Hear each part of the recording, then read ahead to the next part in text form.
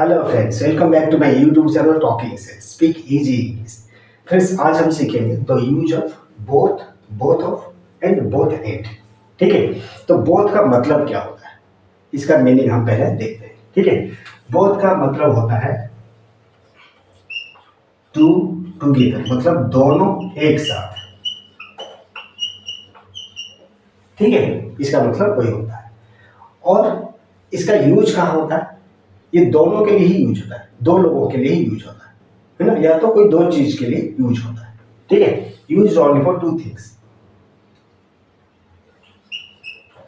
Use only for two things. कोई दोनों वस्तु हो या कोई दो इंसान हो, उन लोगों के लिए यूज होता है ना, उससे ज्यादा नहीं या तो उससे कम नहीं। तो ये हो गया उसका मतलब और ये हो गया उसका यूज।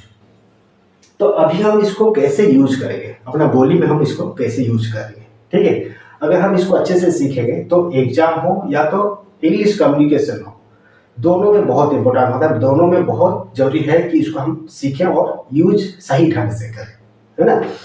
तो पहले हम देखते हैं सेंटेंस हम यहाँ बनाए हैं, एक वर्कशीट बना है। सेंटेंस के साथ साथ हम सीखेंगे इसका यूज कैसे होता है। ठीक है, और कहाँ यूज होता है, किस प्रकार का, मतलब इसका जो यूज होता है वो किस प्रकार सेंटेंस में यूज होता है ना।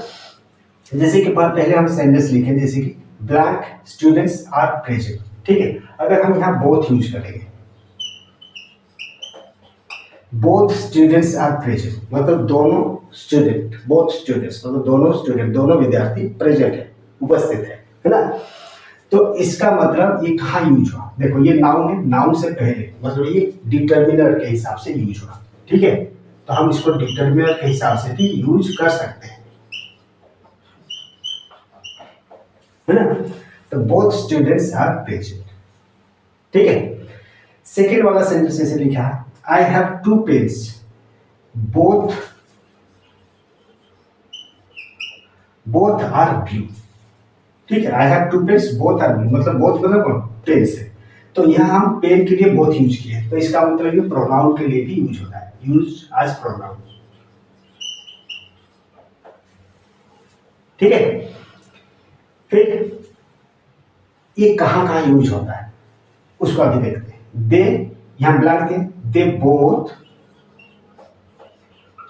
Like music, they both like music मतलब वे दोनों म्यूजिक पसंद करते हैं। देखो यहाँ जो वर्ब है, वर्ब से पहले, मेन वर्ब से पहले, बिफोर मेन वर्ब, है ना। हम कह सकते हैं इसका यूज जैसे कि बिफोर मेन वर्ब। ठीक है, बिफोर मेन वर्ब यूज होता है बहुत बार। यहाँ you can both try again, मतलब तुम दोनों इसको फिर से ट्राई कर सकते हो। तो यहाँ देखो यू के बाद हमने लिखी, यहाँ एक हेल्पिंग वर्ब है, अगर हेल्पिंग वर्ब रहेगा सेंटेंस में तो आफ्टर हेल्पिंग वर्ब हम बोथ को यूज करेंगे।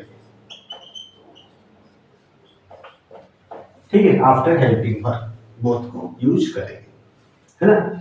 फिर देखो blank the boys are absent, तो जैसे बोथ का तो हम यूज बहुत बार किए, अभी देखते हैं बोथ ऑफ, है ना। तो यहाँ हम बोथ ऑफ यूज कर रहे हैं, देखो क्यों कर रहे हैं। तो बोथ ऑफ का यूज होता है बिफोर डिटर्मिनर प्रोनाउन, ये अगर रहेगा उससे पहले हम बोथ ऑफ का यूज करेंगे, जैसे कि द यहाँ डिटर्मिनर है, उससे पहले हम बोथ ऑफ यूज किए। ठीक है, अच्छा डिटर्मिनर के साथ अगर मान लो कोई नाउन है तो हम वहां अगर ऑफ को अगर नहीं भी यूज करेंगे तो भी सही है। मान लो यहाँ both the boys are absent अगर हम लिखेंगे तो भी सही है ना। लेकिन अगर डिटर्मिनर है तो हम ऑफ यूज कर दे तो बेहतर होगा, both of the boys are absent. ठीक है, तो बोथ ऑफ का यूज कहां हम करते हैं, before determiner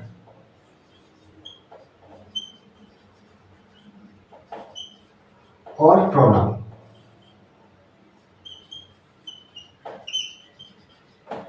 before determiner and pronoun, determiner और प्रोनाउन से पहले हम बोथ ऑफ का यूज करेंगे। ठीक है, यहाँ पे ब्लैंक दे, देन ये प्रोनाउन है तो हम यहाँ लिखेंगे बोथ ऑफ। ये चीज एक तो ध्यान से देखना, both of they were late, मतलब वो दोनों लेट है ना।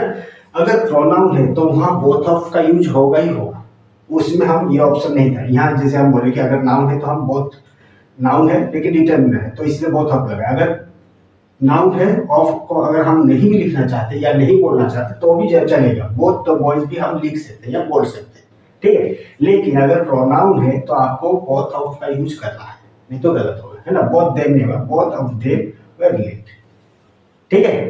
अच्छा, बोथ ऑफ देम और दे बोथ, ये दोनों लगभग सेम ही है। दे बोथ और बोथ ऑफ देम दोनों का मतलब सेम होता है, ठीक है। आप किसी को भी यूज कर सकते हो। देन आ गया ब्लैक राम एंड श्याम, जैसे बोथ एंड, है ना। हम यहां लिखेंगे both Ram and Shyam are play, है ना। ये क्या है, ये कंजक्शन के हिसाब से यूज हुआ है।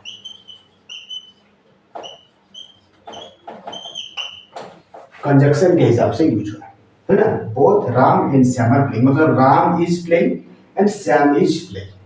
Ram is playing, Shyam is playing, दोनों को हम ज्वाइंट कर कनेक्ट कर रहे हैं, किससे, बोथ एंड से। तो हम लिखेंगे both Ram and Shyam are playing. और ये चीज ध्यान रखना, सब्जेक्ट वर्ब एग्रीमेंट में बोथ एंड में बोथ हो या बोथ हो या तो बोथ एंड, इसके लिए जो सब्जेक्ट वर्ब एग्रीमेंट होता है उसमें वर्ब हमेशा प्लूरल वर्ब होता है, ये चीज याद रखना, ठीक है। प्लूरल वर्ब होता है। तो both Ram and Shyam are playing, ठीक है। फिर दूसरा, she is both smart and hard working. She is both smart and hard working, इसका मतलब होता है she is smart, she is hard working. तो दोनों है, दोनों क्वालिटी उसमें है, तो दोनों क्वालिटी को अगर हम जोड़ करके बोलेंगे तो हम क्या बोलेंगे ना, she is both smart and hard working, ठीक है। तो ये था both, both of, both and, ये तीनों का यूज बहुत सिंपल होता है लेकिन बहुत इंपॉर्टेंट होता है, चाहे एग्जाम के लिए हो या इंग्लिश कम्युनिकेशन के लिए, ठीक है। बेहतर होगा आप इसको समझो, देखो, है ना। तो अगर आप इसको सीखोगे तो आराम से कोई भी एग्जाम में अगर ऐसे क्वेश्चन आएगा तो आप उसको कंप्लीट कर सकते हो, ठीक है। और अपना बोली में भी आप इसको यूज कर सकते हो, ठीक है। तो नेक्स्ट टाइम आएंगे ऐसे ग्रामर ट्रिक्स के साथ, तब तक के लिए थैंक यू, बाय बाय।